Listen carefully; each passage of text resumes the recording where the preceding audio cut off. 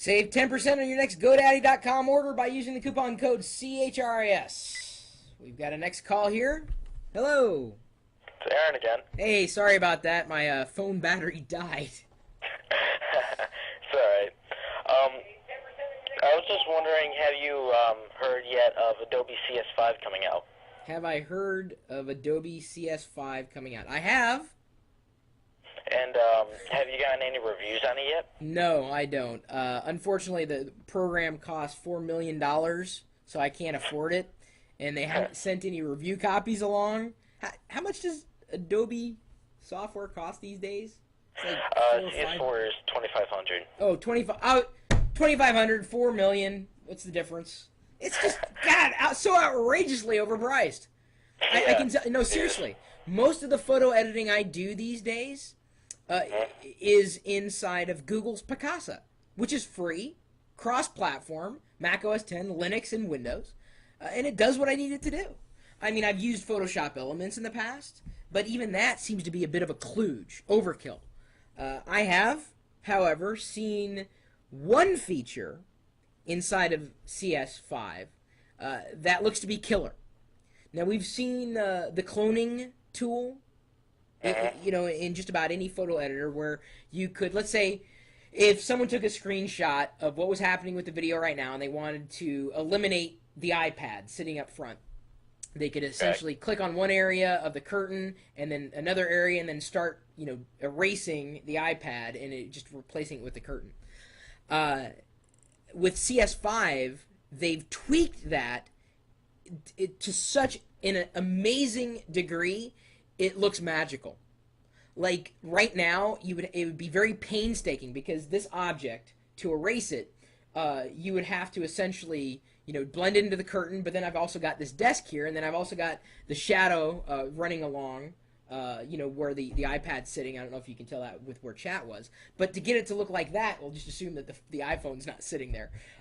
Would be a bit difficult. But with CS5, they've made tweaks to the cloning tool, if that's what they're still calling it, that would make the disappearance of an object magical, just gone. Like, even if it was sweeping across, I've seen a demo where they've made an entire tree disappear with the sweeping line of a sky in the morning. It was that was magical. And, you know, I even tweeted this when I saw the video demo. I said, you know, I've never in my entire life wanted Photoshop. That feature just sold me. That one feature. Because I can't tell you how many times, you know, I've been in a photo where I didn't want to be in, or I didn't want an object in it.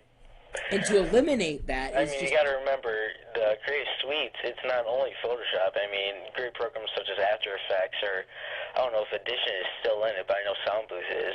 Those well, see, are still you know, used. and honestly, I think they're outstanding apps, but Photoshop is what leads the pack. Photoshop, and then everybody else comes along. Photoshop's the payload. And it's not to, you know, take away from the other applications. It's just most people would be getting CS5 specifically for that. And maybe they're interested in After Effects too, who knows. I've never been a big fan of Adobe's user interface. I do like what Adobe Air can do, the idea of cross-platform binaries. I do like that with CS5, there will be the ability for a developer to create an iPhone, iPad, iPod Touch app at the click of a button, specifically with the tools that were, you know, built for that. But I don't know. I think the era of this kind of software is almost at an end. And don't get me wrong. I mean, like I said, I like what Adobe Air can do. I think it could do it better. But, you know, it works well. I like Adobe Ideas on the iPad. I was just demonstrating that the other day. I've got nothing against Adobe. I don't think that Flash is the best piece of software out there right now. But, you know, so I don't want to make it sound like, you know, I'm slagging on anything that Adobe does. But I do think that it could be just a bit more reasonable in price, and if that isn't the case, I think they're just going to see their market share just getting slowly but surely eaten away by web-based applications. You've likely seen Aviary and what it can do. amazing web-based application. We're moving that direction, quite honestly. You know, I think if anything, what I think would be revolutionary is dropping the price. They won't do it, of course, because that's where they make a lion's share of revenue. But you know, price is not what's going to separate them in the marketplace eventually. Companies are losing every day more revenue from bootleggers and pirators. Of course. You know, Adobe's not going to be king forever. Price is it's just killer. And for a professional, you know, I understand you got to pay the price to get the tools. Right. But let me put it to you this way: you know, I can either go with Lightroom to manage a digital photo library, or I can go with Aperture on Mac OS X. And Apple knows what their platform can do. Apple has got a better price on Aperture than Adobe has with Lightroom, and it's a better application. It's just it's better designed. It looks better. It runs better. It's more affordable. I mean, you know, what Microsoft, hell, if they could play catch up, they're giving their expression tools away to play catch up to Adobe.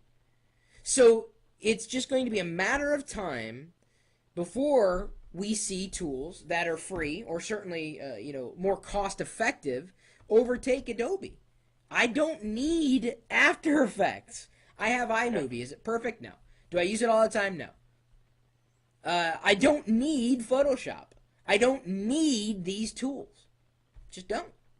Especially at that price. They come down to a more reasonable price, maybe I'd consider it. At this point, not a chance. Not a chance. Well, it depends if you're like an advanced photo editor, you know. I mean, if you just want the regular Picasso, that's all really some people just need. And that's, but the point is that price is, it's only going to help them for so long. Yeah. Because I mean, cheaper, better tools will come more along. Revenue losing, they should at least like get a little price cut, because I mean, that's all pirators are doing. Right. They're not going to pay $2,500 for a piece of software. And I do not, just to clarify, I do not advocate piracy at all. Neither do I at all. I don't advocate it. I don't like when people, you know, talk about it. You know, if anything, you know, you could work on a student discount if that's a possibility, or, you know, figure out how to pay for it by taking on a client and paying for it that way. It's, if they had better software, I would be able to justify the pricing, but their software is not that amazing. It really isn't. It's replete with bugs, user interface inconsistencies on Windows and Mac OS X, and I'm just not willing to pay the price to have a lackluster experience. If it's a good experience, it'd be a different story. And like I said, you know, I love Adobe Air and what it can do.